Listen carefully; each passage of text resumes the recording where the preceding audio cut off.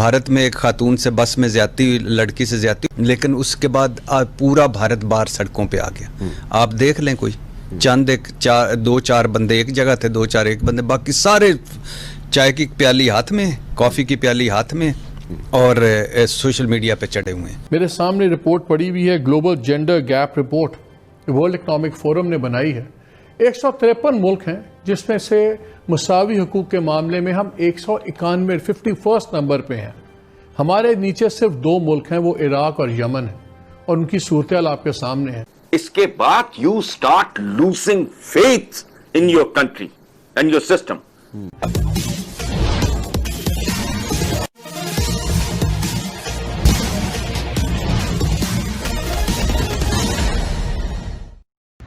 कोई भी अपराध चाहे किसी के प्रति हो, किसी भी समाज के लिए अच्छा नहीं माना जाता है। विशेषकर वो अपराध जो समाज के कमजोर तबके, जिसमें बच्चे, वृद्ध, महिलाएं आदि शामिल हैं, उनके प्रति किया जाता है।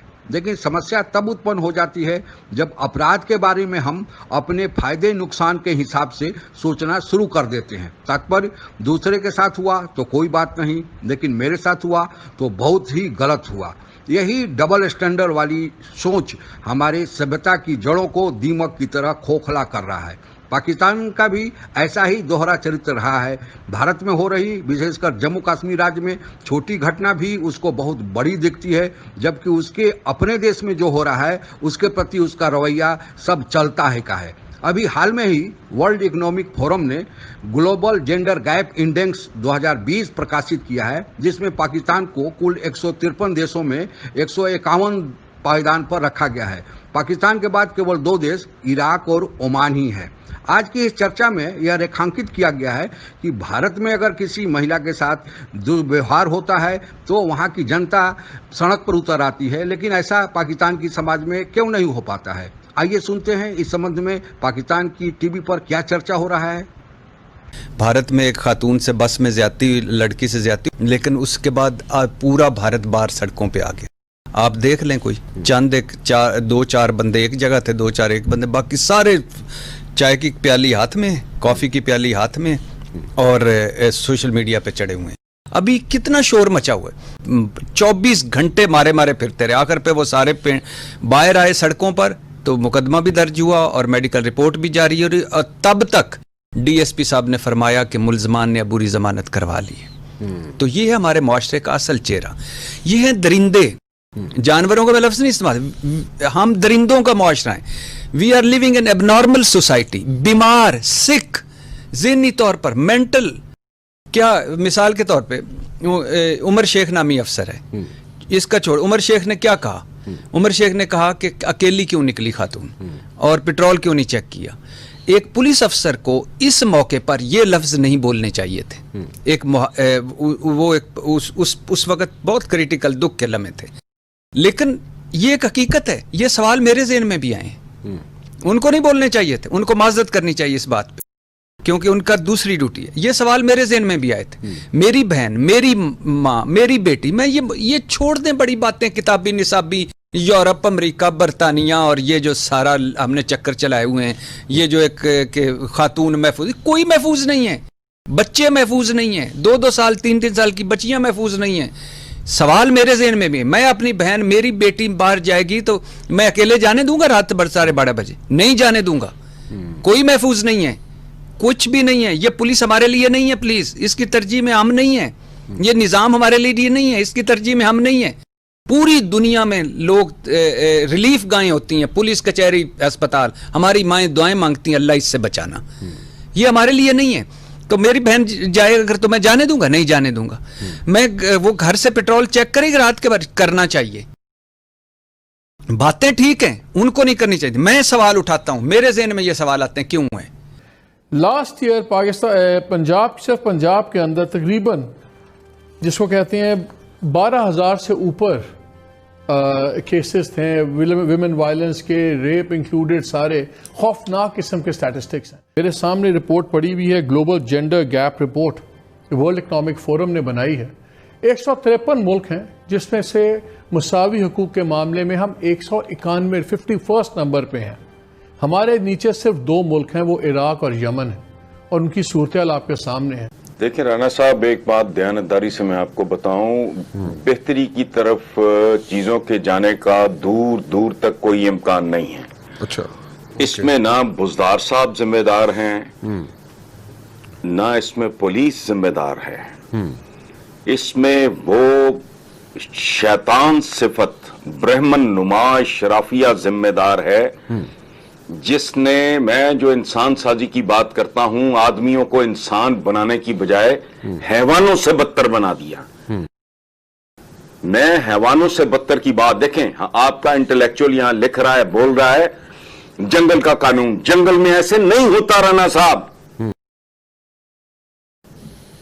यहां 4-4, 6-6 साल के बच्चे बच्चियां महफूज नहीं, ये काम जंगल में होता है। जब तक मुखालिफ फरीक एग्री नहीं करता, अच्छा वो एक बात, दूसरी बात ये, को तसव्वुर है रेप का जंगल में? ये जंगल और जानवर की तौहीन है। और ये एक आ गया मसला, उठा लिया आपने, शुरू हो गए, सारे शुरू हो गए। मैं तो इतना शॉक था कि मैं उस पर लिख भी नहीं सका। अब प्रॉब्लम ये है, ये तो गली गली की कहानी है। अब वो जाके पैरे तो नहीं देने चीफ मिनिस्टर ने,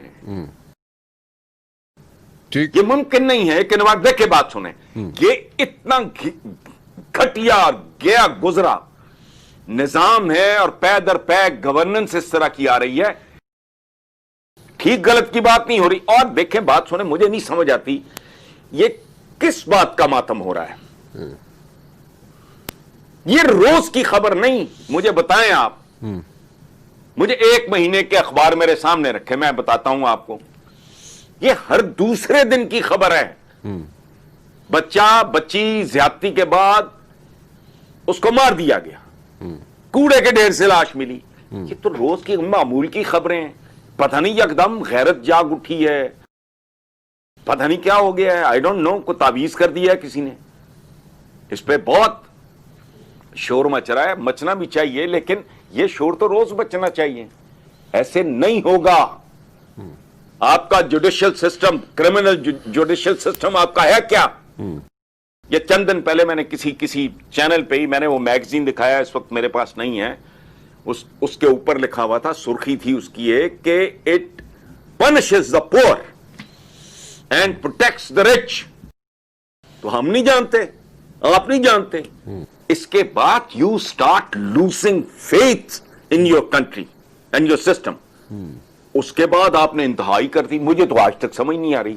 मैं तो बेवकूफ आदमी हूं। मैं कई अक्लमंदों से मैंने पूछा है जो कानून को समझते हैं, लॉयर्स हैं, बैरिस्टर्स हैं। मैंने कहा यार ये हुआ क्या है?